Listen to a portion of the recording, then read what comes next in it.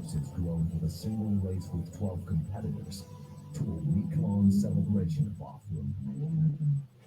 It brings the baddest racers from all across the country. This course is brutal, but they're trying to make you great. Tens of thousands have gathered in Hamilton to witness the speed, the power, the carnage, and ultimately history. Every terrain you've ever won in the world is all in this desert. As the world's best off-road drivers go to battle. Making a call right now. There's going to be a lot of torn up cars before they come back in on the first lap. To see who go. You're not here to win.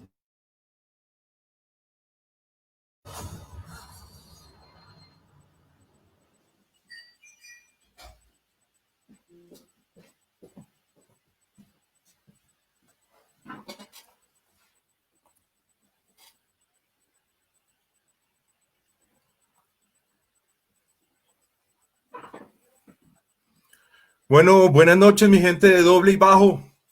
Aquí nos encontramos iniciando nuevamente nuestras actividades con Dave Cole, el creador de King of Hammers. Bienvenido, Dave. Welcome, Dave. Thank you. Thank you very much for having me here.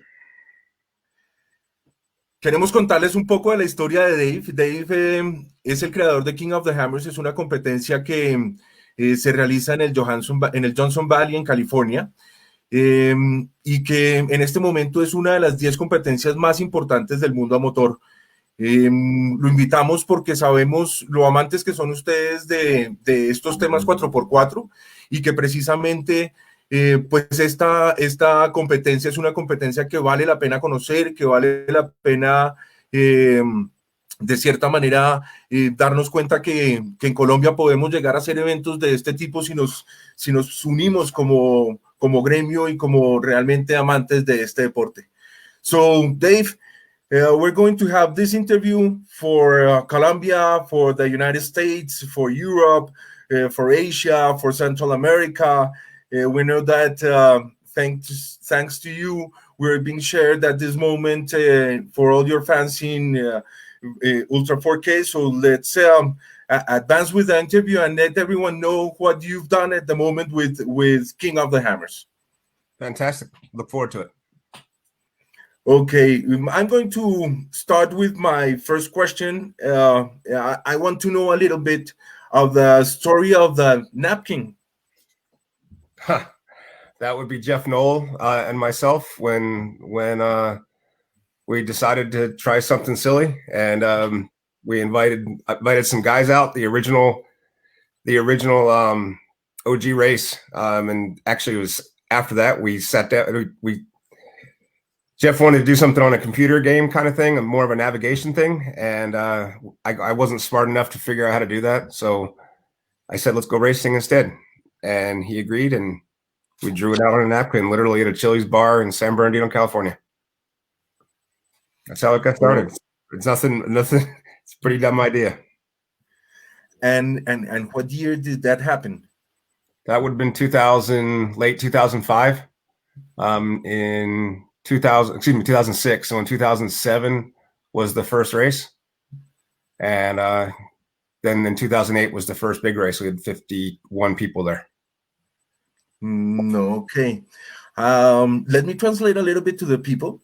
Lo que nos cuenta Dave un poco acá es que se reunió con Jeff, un compañero que es el socio también de él en todo este proyecto, y decidieron comenzar a revisar la posibilidad de hacer inicialmente un videojuego, pero al darse cuenta Dave que no tenía la posibilidad de llevar eso a la realidad, lo invitó a más bien hagamos una carrera, y pues decidieron hacer una primera carrera con 12 participantes, luego ya 50 participantes, y pues bueno, ya vemos lo que va en este momento. So tell me a little bit of the evolution of the King of Hammers. At the beginning, how many racers have been added to the competition, and at the moment, how many people do we have competing?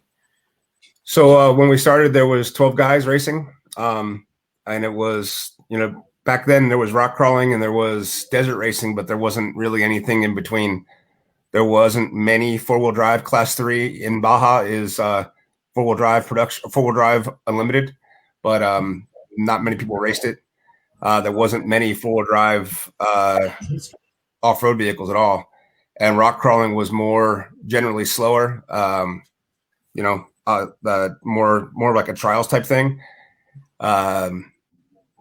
There was short course rock racing, XRA here, but we didn't have anything long course, so we tried it, and it worked out.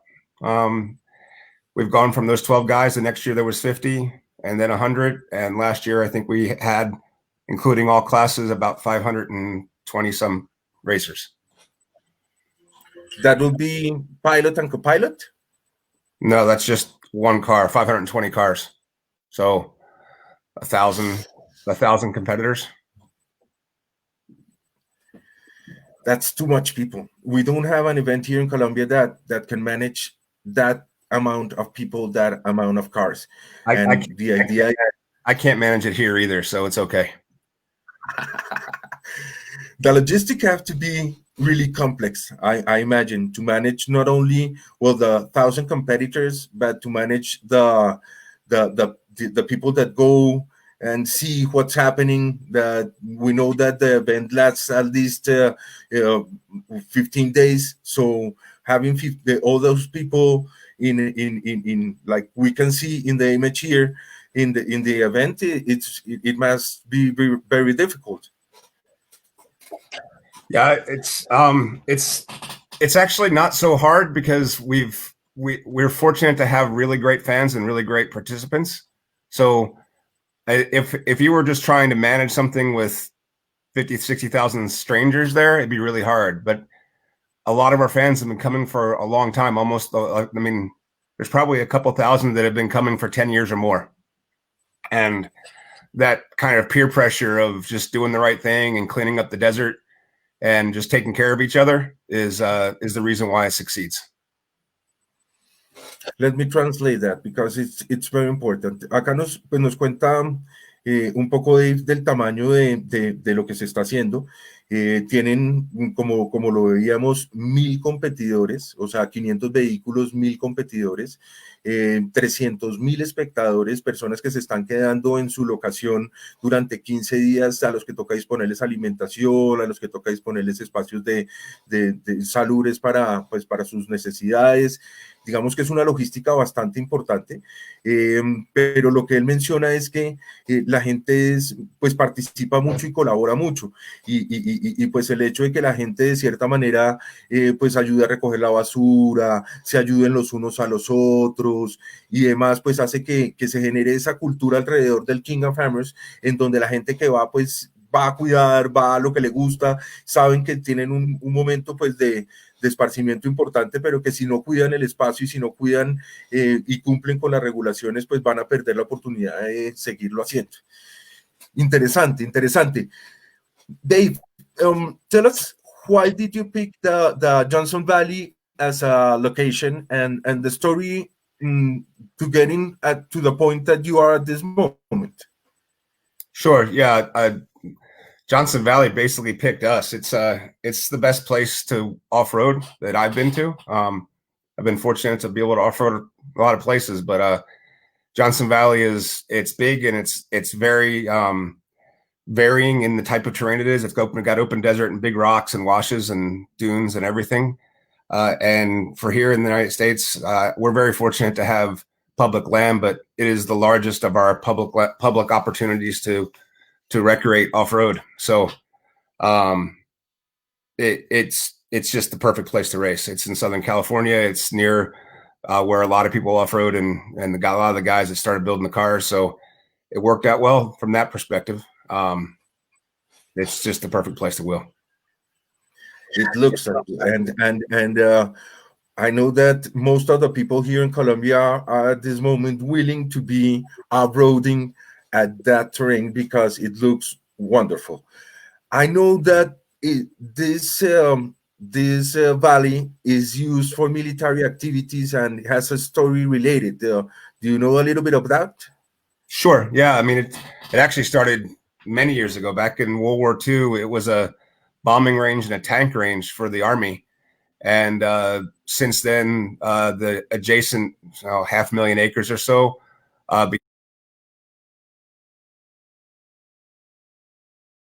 that relationship stayed together for quite a while. And about 10 years ago, the Marines annexed about 80,000 of the 200,000 acres. So we've lost almost half the land. But we still now we were able to strike a compromise and able to save a lot of the land from the Marine Corps taking it all over, and very fortunate for that. Both, obviously from us racing, but just more as the public being able to go recreate on it. It's cool to still be able to have access to the land. Let me translate a bit about that you said a moment ago. Este terreno, como lo vemos ahí en el comentario que tenemos, era un terreno que se estaba utilizando para prácticas militares, ¿cierto? Y desde hace mucho tiempo se está utilizando para prácticas militares, pero parte de lo que se logró es un terreno público a la hora de la verdad. Entonces, parte de lo que se logró fue una negociación con el Estado en donde permiten que durante el año, 11 meses durante el año, la gente lo puede utilizar para actividades de 4x4 y un mes lo utiliza el ejército para seguir haciendo sus prácticas militares. Creo que este es un punto importante y acá como recalco, pues también el entender que este es un deporte y que hay muchos amantes del deporte, entonces el punto no es vetar a los participantes para que no puedan ir a ningún lado, sino de pronto llegar con las personas que están a cargo de estos espacios a un acuerdo y también con el gobierno y demás, para realmente lograr pues incluir a las personas en estos espacios, teniendo en cuenta lo que menciona Dave, cuidar, recoger la basura, entender que es un espacio que nos están prestando para nuestras actividades y para nuestro gozo. Bueno, let's continue talking a little bit about ultra 4-car characteristics. Okay, we know that a car to participate in this event must have different characteristics, although we also know that we have different categories. So tell us a little bit about the type of cars and the categories that you've got. Sure. We have our original unlimited class. So the basis of Ultra 4 was founded on just unlimited racing. So you can race any engine, any tire combination, 2 seats, 1 seat, 3 seats, doesn't make a difference. So no limitations, very few limitations performance-wise. And then as we grew over time, we added the stock class, which is bone stock. You can't cut the body, you can't cut the frame, have to run 35-inch tires.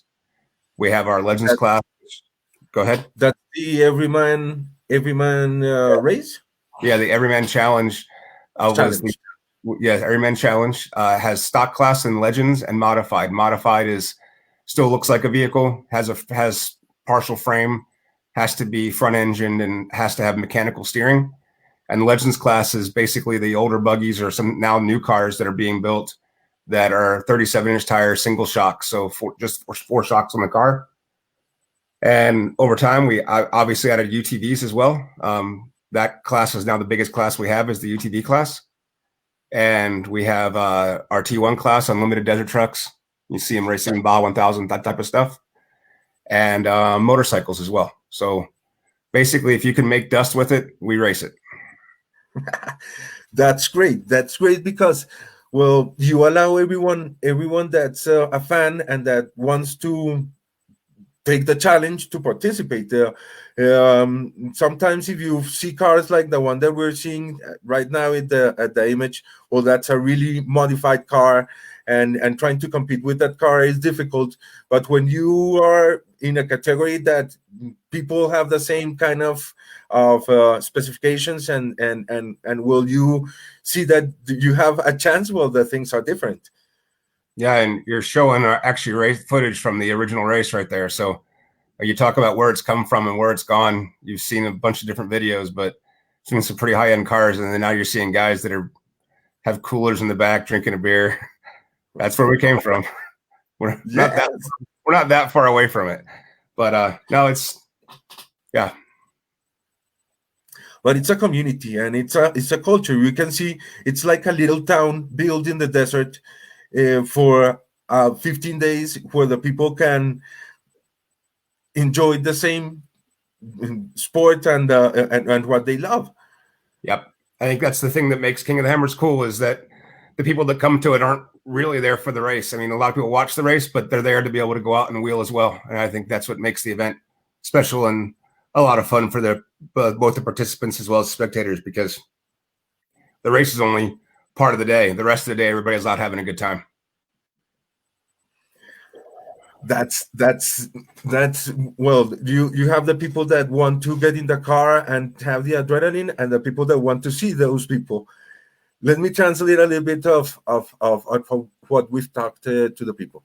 Nos cuenta Dave un poco que pues que ha venido evolucionando el evento, que hay diferentes categorías y lo que buscan es realmente permitir que cualquier persona que tenga un vehículo 4x4 pueda participar. Digamos que eso es lo que más les gusta del evento, es que le llevan el evento a cualquier persona que le guste el tema, y si quiere llegar con un carro pues con unas modificaciones avanzadas, pues entrará en una categoría avanzada, pero si tiene un carro stock con modificaciones básicas, pues también va a tener la posibilidad de participar, y digamos que de cierta manera lo que buscan es que sea un evento inclusivo, inclusive, valga la redundancia, para los asistentes, entendiendo que, como pueden ver ustedes en las imágenes, pues es un evento masivo, es un evento con participantes y asistentes pues importantes. Quiero dar un saludo a las personas que nos están visitando a nivel nacional e internacional. Digamos que la gente de Colombia, la gente de Centroamérica, Suramérica, muchas gracias por ser parte de este live de Doble y Bajo. A la gente también de Colombia, a nuestros fans acá del primer reality 4x4 de Colombia, que traemos en este momento competencias diferentes como para ir creciendo y llevando a Colombia a este punto. Y pues, to all our fans also out of Colombia and all around the world, we want to say hello and thank you for being with us. If you have any questions and if you have anything you want to ask Dave, well, just let us know, and we just translate the question to our invite, to the person that we have invited today. Dave, we have a question, in fact, related to the event and the organization and how you took your event so high. Mauro Silva says, how do we get that big? Give us a magic formula to bring an event to that magnitude. I have no idea. We've tried. We've been fortunate around the world to have some cool events, but the reality is what King of the Hammers really does come back to having spectators be involved and being able to participate in their way, the way they want to. So people are tired. I think it's around the world. People are tired of watching people do things. They want to do them themselves. So the more you can give people an opportunity to experience what's happening in the dirt, the better off your event will be. But you need to. It all comes back to the participants as well. I mean, if you can't give people a reason to come out and do what they do, without the racers, there's no more events. So you got to take care of them, make sure they have a reason. You treat them fairly, try to give them a safe place to race, try to show the world so they can go out and make a business decision about being able to do it and being able to spend the money to do it and the time. I mean, these guys spend, probably half their waking hours are spent doing nothing but getting the race cars ready to go race. That's the point. That's also something we have to take into account here in Colombia, is that the participants must be the stars, and they don't have to. Well, here in Colombia, you have to pay the fee to enter, you have to pay your food, you have to pay everything. And in fact, the prices are not really good here sometimes. So you're racing for the fun of racing, but not for the price. We have to talk about a little bit of that, of the prices in a moment. But well, I want to go a little bit back to a commentary you made a moment ago, and is that you take care a lot of your people. Lisan Herrera, that's one of the persons that's watching us at this moment, says that she notices that there's a lot of rollovers during the competition, and she wants to know a little bit, how do you follow, what's the protocol you follow at the moment of an accident? Sure. Yep. So if the car rolls over out in the desert, away from and not in narrow areas of the rock canyons, then they're pretty much on their own. What tends to happen is their peers, the people they're competing against, a lot of times will help them out depending on where they stand in the race and how it's going. But they know that karma is a pretty big deal, and eventually you're the person that's going to be upside down, and you're the one that's going to need the help. If they roll over in a very tight area or very especially difficult area, we tend to have recovery people there, and we'll do our best to get them back over. But in the end, it's just the driver's responsibility and the co-driver's responsibility to get the car back on wheels and keep moving forward. Okay, but you have also medical assistance and everything in the. Yes, we'll have both the fire department in the town, and then we have paramedics in ambulances as well as in off-road vehicles, as well as life flight available on site as well. Oh, ok. Digamos que lo que nos cuenta un poco de frente al tema es que la recuperación y la forma en que se manejan los accidentes depende un poco del piloto y el copiloto, si no está involucrada la parte médica, ¿cierto? O sea, es parte de la carrera. Listo, pónganse de pie y recuperen. Sin embargo, pues si tienen, siempre la gente piensa que en ocasiones puedo ser yo el que me volco, otras puedes ser tú, entonces la gente se colabora mucho y cuando ven que alguien está en una situación que necesita ayuda, pues colaboran y se ayudan entre ellos. Tell us a little bit about the rules, Dave. Tell us a little bit of the rules are based in what type of regulations at this moment, the FIA, or which did you take into account in order to make the rules of the car? When we started, we obviously looked at what the other sanctioning bodies were doing, because we wanted to be able to be safe and then understand where how to get cars to come race with us from other sanctioning bodies. Pretty quickly, though, we had to advance. The cars advanced their performance, and as such, we had to grow with the times as well. So we have a set of safety rules that talk about the tube thickness and the construction of the car, and of course the safety equipment, the fire suits, and the head and neck restraints, fuel cells, that type of thing, fire prevention systems. But in the end, those are the main rules. It's about safety, and then with the exception of the specific classes that may have performance rules, everything is open. Go race. Okay. Nos comenta un poco, Dave, que lo que más les interesa son como las reglas de seguridad, que la gente cuente con lo que se necesita para realmente competir. Y digamos que a la hora de la verdad esos son los temas más importantes. What do you have to take into account to participate? Because I know that here in Colombia at this moment there's lots of people that are thinking of taking their cars to the King of Hammers. If the car passes safety rules, being an international competitor, just come on and pay your registration fee and go race. I strongly suggest coming to practice or possibly coming to one of our Ultra 4 races otherwise to during the regular season to get some experience. But come on, we've been fortunate to have a lot of racers come from foreign countries, and it's one of the things that makes the race great. We look forward to seeing you up here. Well, I know that lots of people are going to take that invitation. What's the fee? How much do you have to pay to enter to the race? Sure, it depends on the class. UTV and stock class, I don't memorize the entry fees, but it's in the $900 range, $1,000, and then the unlimited class is more expensive, $2,500. The unlimited desert trucks, they pay $5,000, but they're racing for $100,000, so the entry fee is a little higher. But we'll pay out $350,000 in a week in purse and prizes. So it's pretty good. You can do okay. Yeah, I think that needs to be translated. Miren que las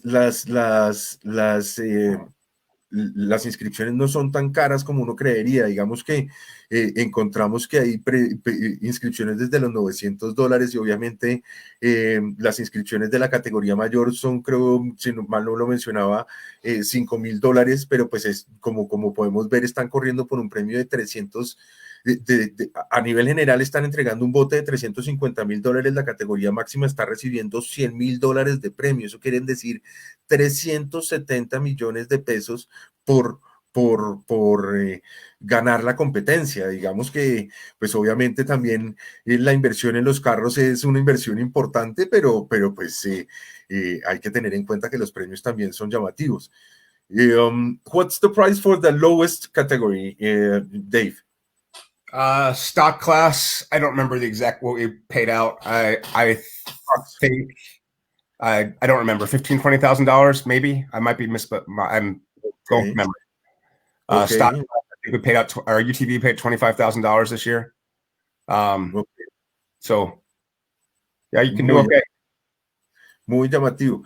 That's great. Here in Colombia, well, the prices are, as I told you a moment ago, a little bit different, but I think that that it also has to be related to the sponsors.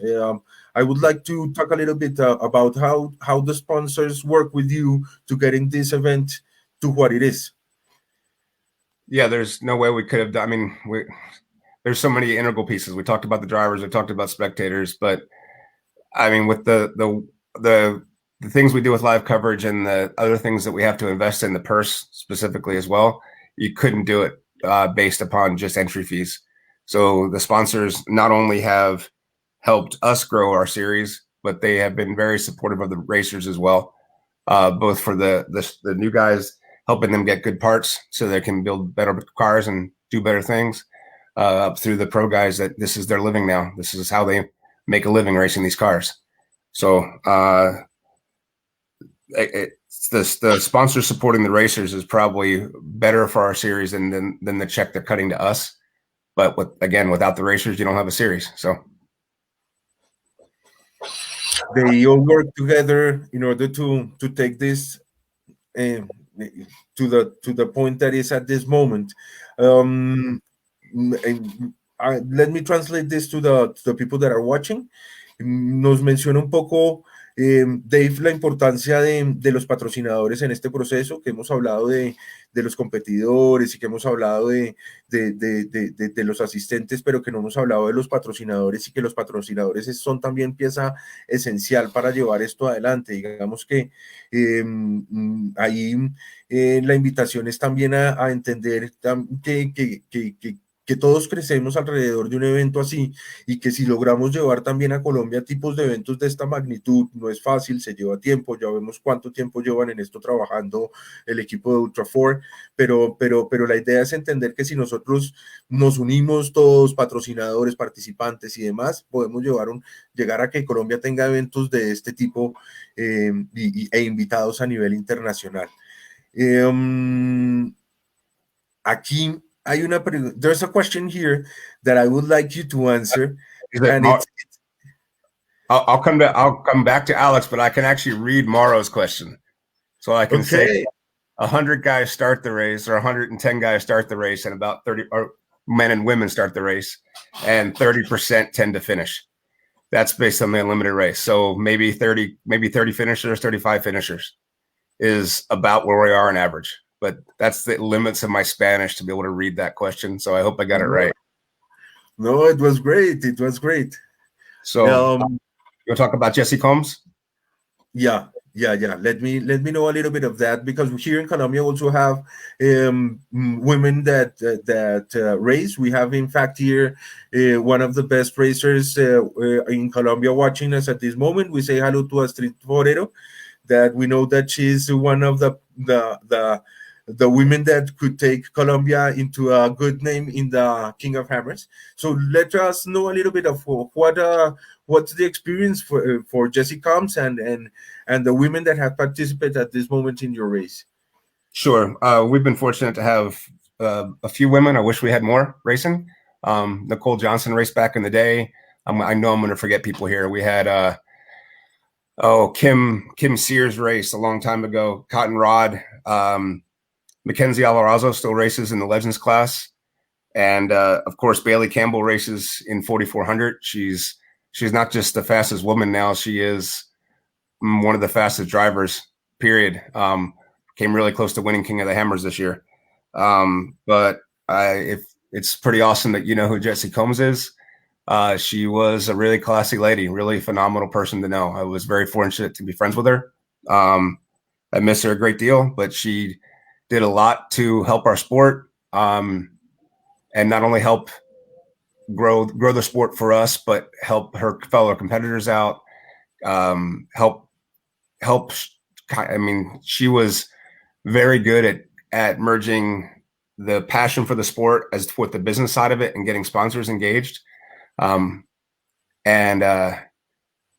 nothing compared to how she engaged with her fans. She was just a really incredibly infectious person. She was wonderful. She passed away last year, doing what she does best, going really fast. And unfortunately, she didn't make it. But we miss her a great deal. I noticed that your heart was with her, and well, we miss that. We are sorry for the situation that happened with her.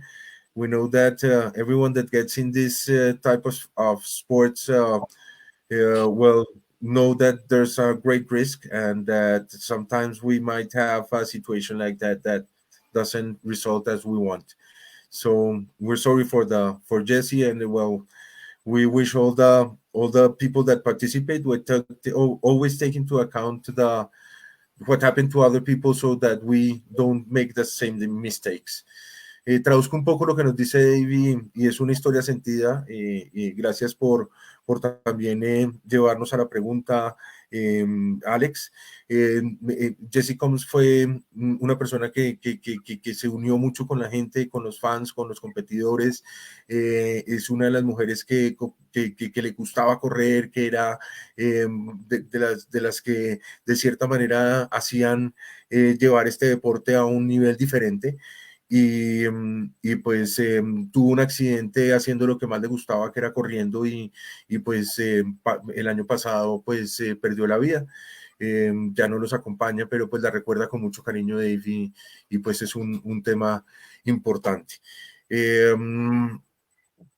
This is the interview, you know, Dave. Sometimes we have fun things, sometimes not so fun things, but that's what the fans want to know about your King of Hammers, and in this case, the Queen of Hammers that Jessie was.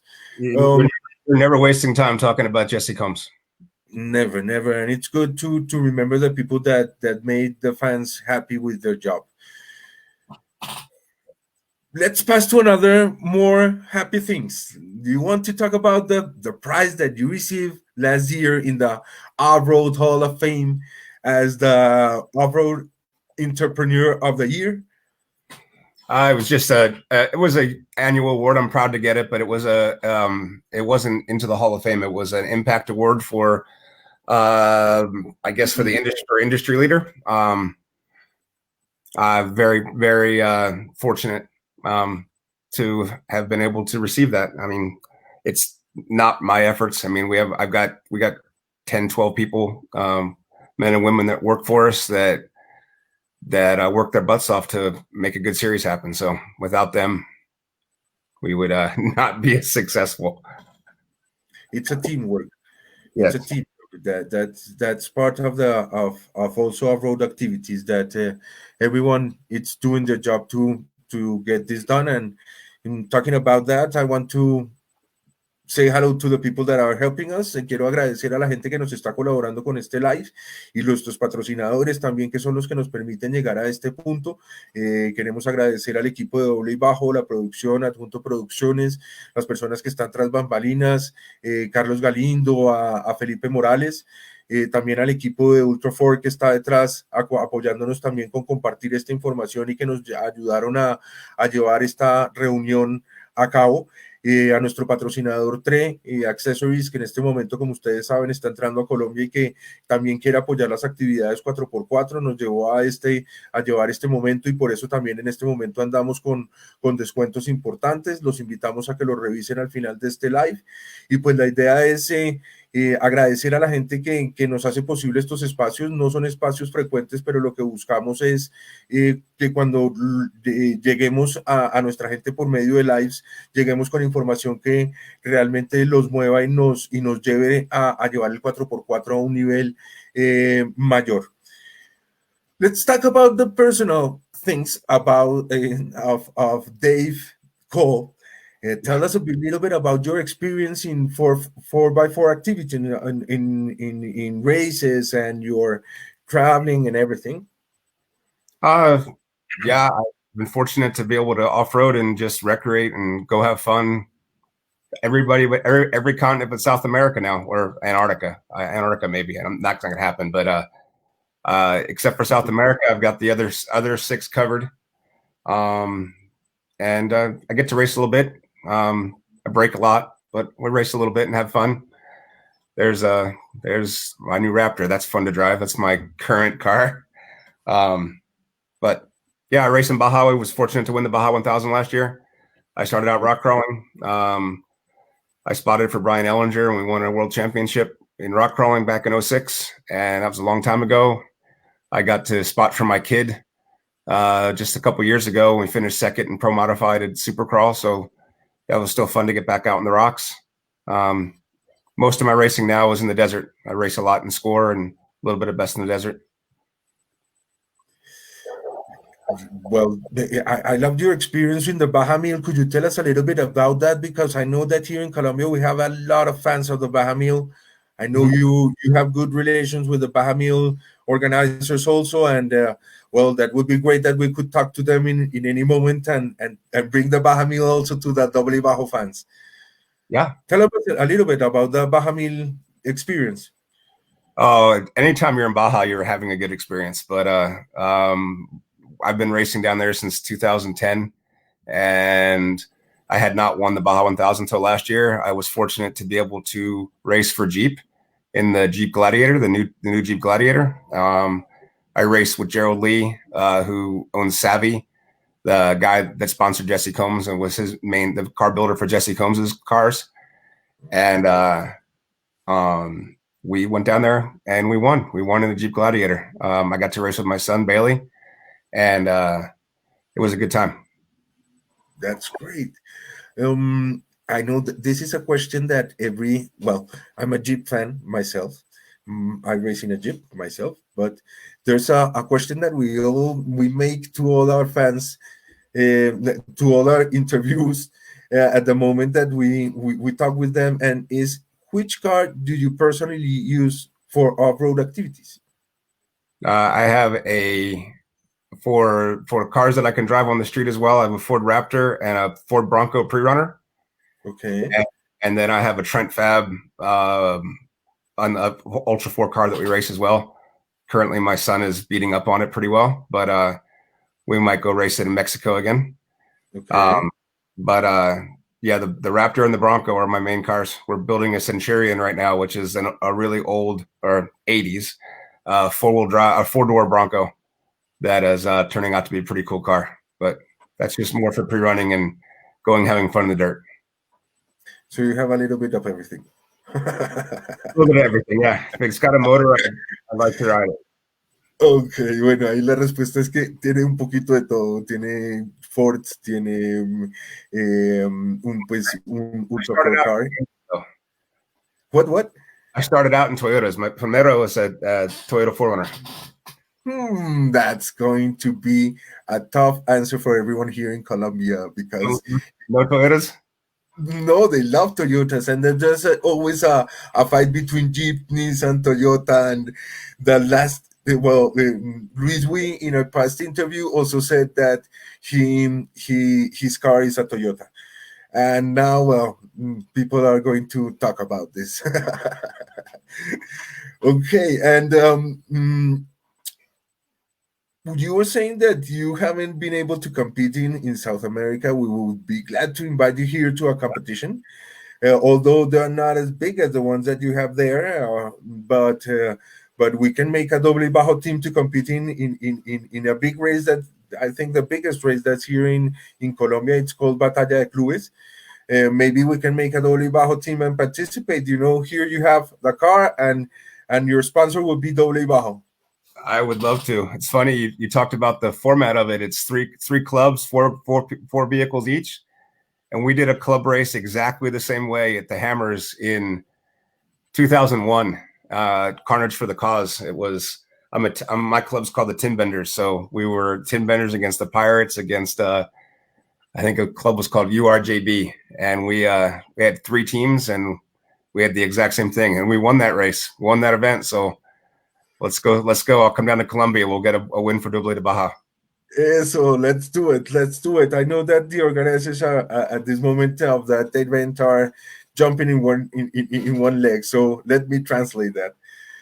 Estamos acá hablando con Dave, hablamos un poco de pues, su experiencia, ya como pudieron ver, pues es ganador del Baja 1000 el año pasado, precisamente con las personas que modificaban el carro de Jesse Combs. Ellos corrieron y tuvieron un buen resultado. Manifiesta que tiene diferentes carros para correr y pues que su hijo en este momento está corriendo en su carro Ultra 4. Le mencionamos un poco la posibilidad de venir a Colombia, ya que no ha tenido pues la experiencia de correr por acá y nos dice que le encantaría.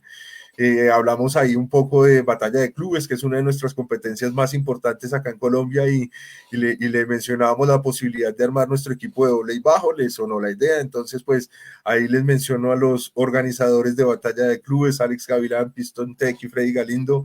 Ahí hay una oportunidad para que nuestros eventos crezcan y los llevemos a una magnitud diferente.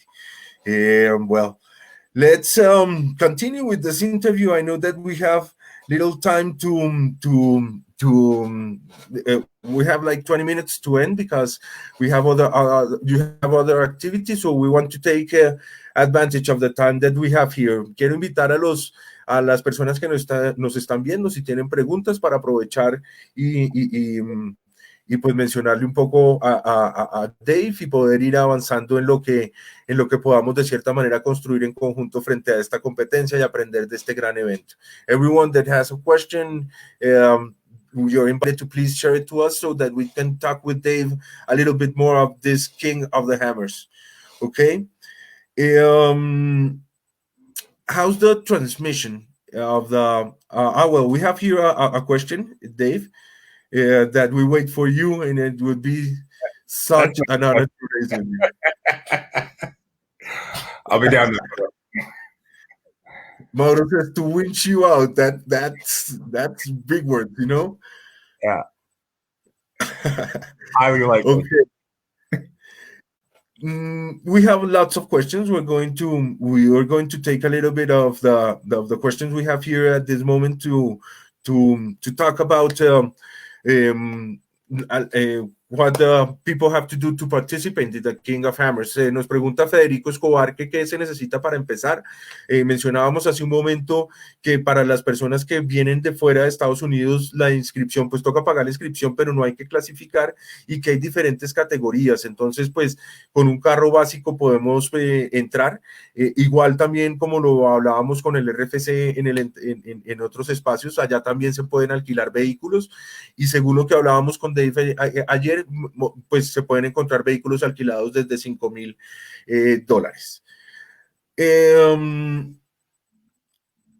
Yes. How's your relationship with the media, and how the people, how do you transmit, or how? I know that at this moment you have 35,000 people assisting, but you also have like 100,000 people viewing your event through different platforms. So tell us a little bit about that. Yeah, we actually had our live show had 2 million people watch it this year. So 2 million. Yeah, that was on our live show. We have been doing our live show since almost the beginning, 2008 or 9. I think we started on the live show. And this last year, I think we finally got it right. We produced that ourselves. And then we also produce our television shows that are aired on ABC and ESPN. And then we make a lot of videos. And then there's a lot of other media that covers us as well that make their own videos and make their own coverage of the events. But we're on TV and on live, and then with edits that are made that are left on YouTube and that type of thing. Okay. Yeah, So I know that we do it all. We do it all ourselves. We make all the media ourselves. That's what we do. How big is your team? For King of the Hammers, we'll have year round we have 10 full-time employees, and then we have at King of the Hammers that core staff turns into about 30, and then on top of the core staff there is a media team of about 45 people that are shooting it and editing it. And there's a whole team that handles the media, an entire PR firm that comes out and handles the media. And then we'll have 200 volunteers on the race course, just managing the race course. So quite a few people. It's a pretty big effort. Quite a few. We were talking last like 15 days ago with the RFC people, and they say that in Ecuador they just managed to take the event with 30 persons helping. So the scale is really different. Although, well, we know that the audience that you have is really big, and people in the United States love this type of events.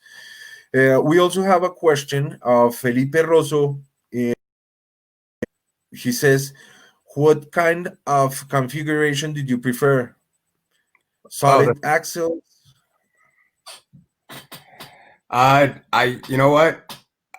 I think solid axle can be very competitive. Up until last year, I had a solid axle car, and we even raced it in the desert in Baja. I think you can make a solid axle fast. I think Eric Miller and this year Josh Weiler proved that. But it's still really nice to have the thing that I like the best about an independent car is the steering. You have direct connection to the steering. On a solid axle car, you have to be full hydraulic.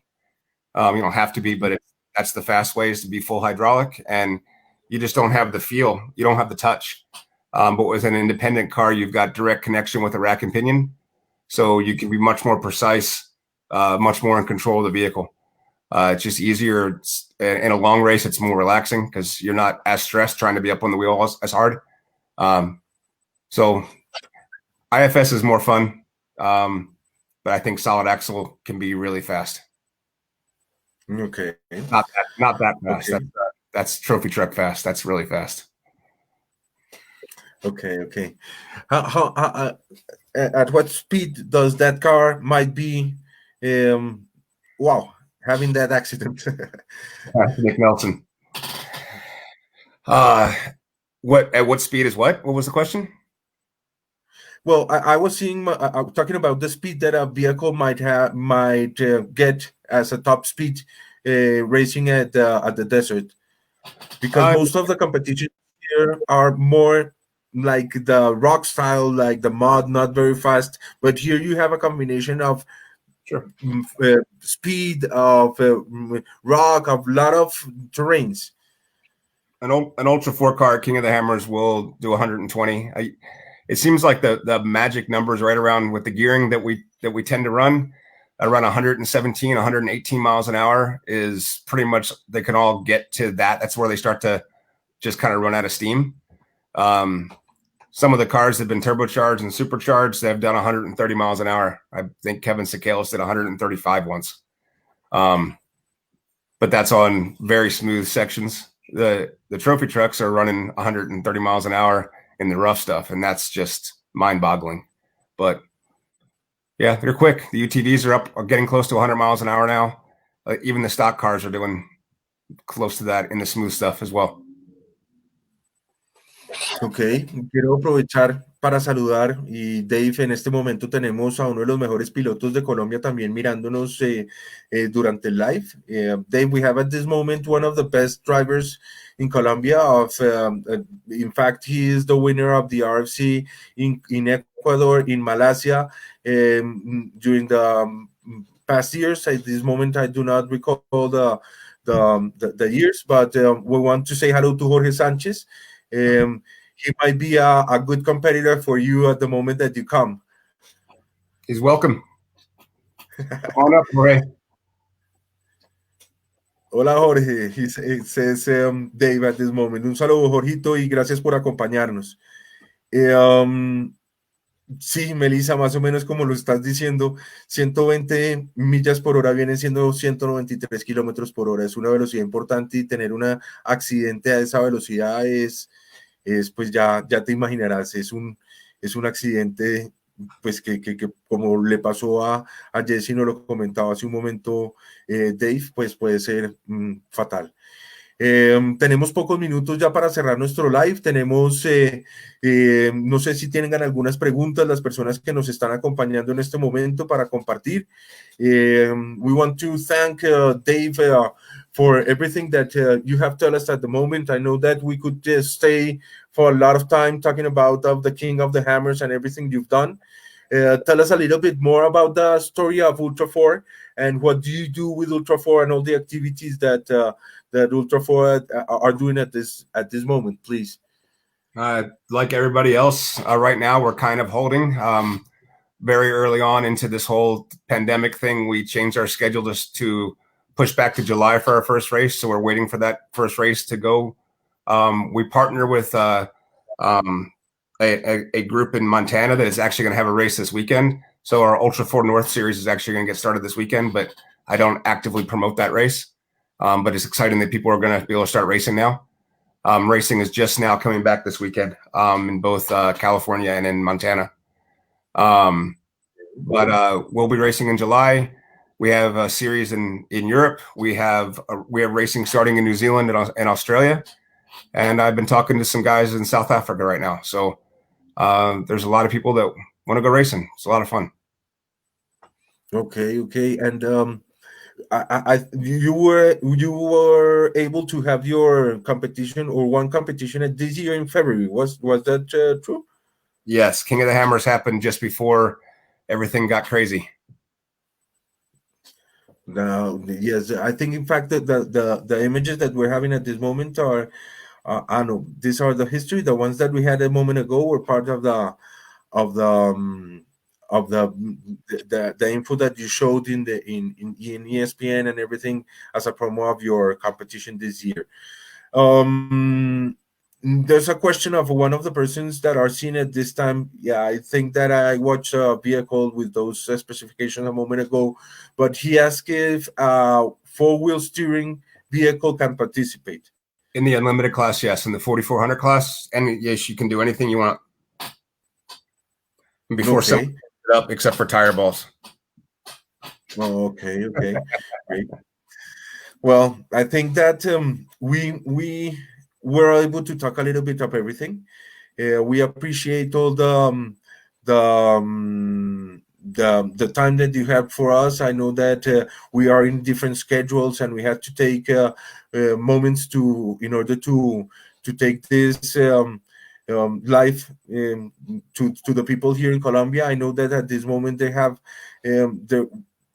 real good expectations, and we are going to have a lot of people traveling to the King of the Hammers someday. In fact, Jorge Sanchez is saying that he is willing to be participating in the race one day. So let's see if we can take a Colombian group to participate in that fabulous race that you have at this moment. Tell us a little bit of the countries that you've had at this moment participating in your event. What countries have been there except of the US? We've had racers come to King of the Hammers from China and Japan and Australia. We've had a co-driver from New Zealand. We've had Mexico. We've had Canada, of course, United States, England, and Portugal, España, and Germany. Those are that's at the Hammers. In Europe, we've had almost every European country represented. Even over to Azerbaijan, we've had guys come from. So there's a lot of people. A lot of people, a lot of countries, and that's good because you're taking this passion to, well, worldwide, and now you're taking this passion to Colombia, and we are willing to be in your competition one day. Okay, and also, as we talked a moment ago, if we can have you here, it will be an honor to participate with you. um Please say goodbye to the people of Doble y Bajo. Anything else you want to add? Anything that you think that we want to know, so that we can let you go to your that graduation of your daughter? Yeah, my daughter's got. I'm sorry to rush. I was thinking that this has been a great experience. Thank you very much for having me here. I'm sorry my Spanish isn't that good. I tried to do that promo video. My Spanish. I actually worked in Mexico City for a couple years, but my Spanish is not great. I can keep myself out of jail at this point, barely. But thank you for having us. Thank you for having me on the show. I think maybe we can get the next time we talk, you should be doing the interview from here in California, and I'll take you out wheeling at the Hammers, and then we can really have some fun. That would be great. I really prefer. Either way, it'll be in person next time. Yeah, I hope so. I really prefer that the interviews are done in an off-road car, not in a seat in a room. But well, the situation at this moment took us to this place, and maybe if it didn't happen, we didn't have you here with us in a live. So thank you for being with us, Dave. I know that you are very busy. I know that you're still doing a lot of things and taking ultra forward to what you've done to this moment. But I know that people in Colombia are very happy with what you've told us. I know that they are planning to go to the King of the Hammers really soon, and I really know that I want to be there talking to you, not only interviewing but racing in that King of the Hammers. I hope that dreams come true. That dream comes true. It's really cool that you guys are doing the show. Because if you have people like yourselves doing a show like this, then the fans can get more engaged. They can see what the other things that are going on out there. The excitement builds up, and then you never know what happens then. So thank you all for doing the show. For the people that are listening, I'm looking forward to being in Colombia someday, and I'll meet you all down there. We hope that also comes true. You have house here in Colombia. You know that if we race, you have also cars and a Doble y Bajo sponsor here in Colombia, so that we can go. You have a lot of fun. You will regret that invite. I know we won't regret it. Have a nice night. Thank you very much, and well, hope to see you soon.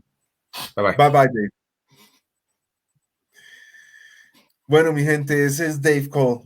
Tuvimos hoy la oportunidad de tener a una de las personas que ha llevado el 4x4 de manera más importante al mundo entero, con uno de los eventos más grandes, no solamente presencial, sino pues a nivel de televisión, redes y demás. Qué bueno haber contado con toda la participación de la gente que estuvo acá. Esperemos que podamos tener a Dave, como nos lo mencionó, en un futuro acá en Colombia, compitiendo con un equipo de doble y bajo en competencias nacionales. Pero pues creo que estamos llevando también el nombre de Colombia a otros lados para que nos conozcan y sepan la pasión que tenemos, y pues trayendo también a gente importante que nos enseñe un poco de cómo hacer las cosas a un nivel más grande y llevar el 4x4 más lejos. Agradecemos a todos los que participaron, los invitamos a compartir esta entrevista. Recuerden que en este momento nos encontramos con promociones con nuestro patrocinador TRE en este Black Friday 5, 6 y 7. Pueden entrar a la página mscomercializadora.com.co a mirar los productos que hay disponibles. Tienen unos productos muy interesantes a unos precios bastante económicos, entendiendo que pues están abriendo la marca acá en Colombia y quieren mostrar la calidad de sus productos. Una marca que ha tenido la posibilidad de pues patrocinar eventos también a nivel internacional y un respaldo importante. Gracias por por acompañarnos en este live. Los invitamos a que nos sigan. En la próxima semana ya estamos saliendo con el nuevo capítulo, último capítulo que hasta el momento tenemos grabado, del tercer capítulo, este es de la categoría Fierros. Tenemos unos participantes bastante interesantes y sé que la competencia les va a gustar. Los esperamos el próximo viernes, los invitamos a que compartan y no olviden llevar la vida con doble y bajo.